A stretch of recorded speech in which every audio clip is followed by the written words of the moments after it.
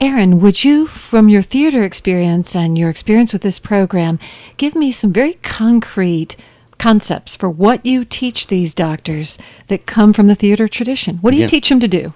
Well, there's a number of things. On stage, for instance, you want to turn towards the audience so that they can see you and they can hear you. But if you're in a doctor's office, quite often the doctor is turned away from you. He or she is writing on a tablet or typing at a computer, and as you're talking, they may nod, they may not nod. You're just not entirely sure that they are even listening to you. And when they talk to you, maybe you don't hear everything that they say. That can be taught in a matter of minutes. But at a deeper level, there's this old belief that acting is about lying. But in fact, in acting programs today, what we're actually trying to teach is authenticity, to be present in the moment. I think Aaron's exactly right. If you think about the classic vision of a doctor, I mean, you have the white coat, you have the stethoscope, you have the chart, and there's all those things in a sense are putting a little bit of a barrier between the patient and the doctor. And part of this is just taking down those barriers and creating an openness so that people can exchange information back and forth in a free way. It's also a lot about self-awareness. A lot of these people that we were teaching were young physicians, people that are 26, 28, 30 years old, and understanding who you are so that you can find that connection between you and the patient is a big part of this. And that's probably even the hardest part. And that may be the reason why as doctors get further along in their careers, they understand themselves better and therefore they can relate to patients better.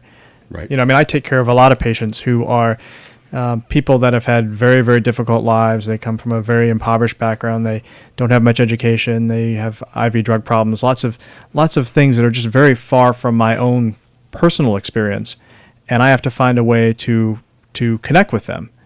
And doing that takes a lot of work on my part to try to understand where they're coming from and relate their tough experiences with experiences I've had in my life. What did you learn, for instance? What thing can you remember you specifically added to your repertoire in interacting with a patient?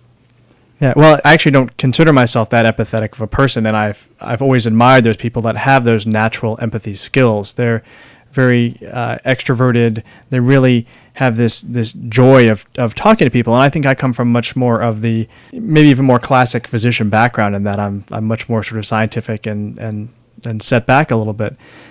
And watching these guys interact, one of the things that I've learned a lot about is vocal presence in terms of how to use your voice to mean different things with a patient. One of the things that Aaron and I have talked about is you have a very small way of using your voice and a very big way of using your voice. And being able to use that skill to where you're having a big conversation with a patient where you're talking about medical diagnoses in these very confident terms and then make it smaller again so that you can get back to this caring, empathetic, sharing kind of intimate relationship is a real skill, and it's something that I've been working on trying to use with my patients. Well, and if I can say, actually, Alan is an empathetic person.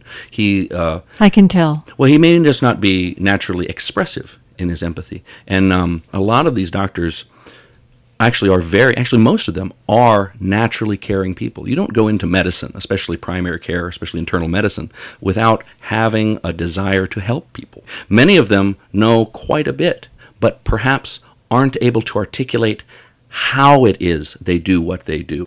But in the theater, we break it down into concrete things that you can do to improve your empathy, to improve your presence, to improve your connection to other people. One of the best things that I learned from a colleague of mine was he looked at me one day and said, "What else is bothering you?" And he just had this sense that there was something else going on, that there were other things that I was, worried about or concerned about. And that's a skill that I've tried to take to my patients to be able to read, okay, well, there must be something else going on. I can sense that. There's a much deeper thing that's going on, which is a fear that this means something different, a fear that I'm going to lose something in my life that's important to me, a fear that I'm not going to be able to accomplish the things in my life I want to accomplish. For instance, I had a rock climbing accident when I was in the Army, and I shattered both my legs.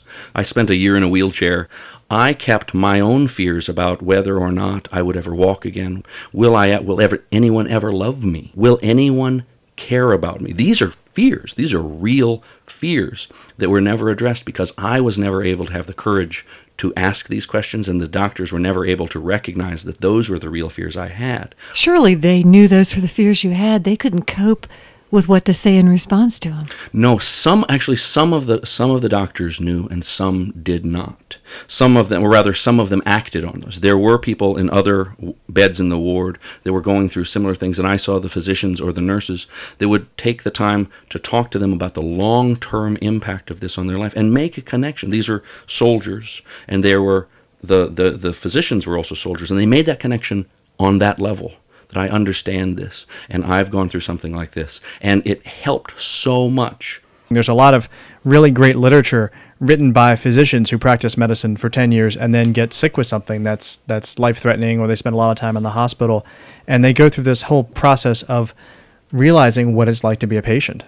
So is this something that Virginia Commonwealth University is going to apply to its residency or medical program? What we're trying to show in this most recent study is how the study affects patients and what patients feel about it.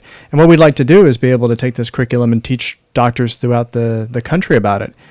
One of the things that's happened with medicine and with medical education is that we're so focused on PowerPoint lectures and what's going on under the microscope and things like that we're not doing as much stuff about just doctor and physician interaction. Aaron Anderson is a professor of theater at Virginia Commonwealth University. Alan Dow is a doctor of internal medicine there.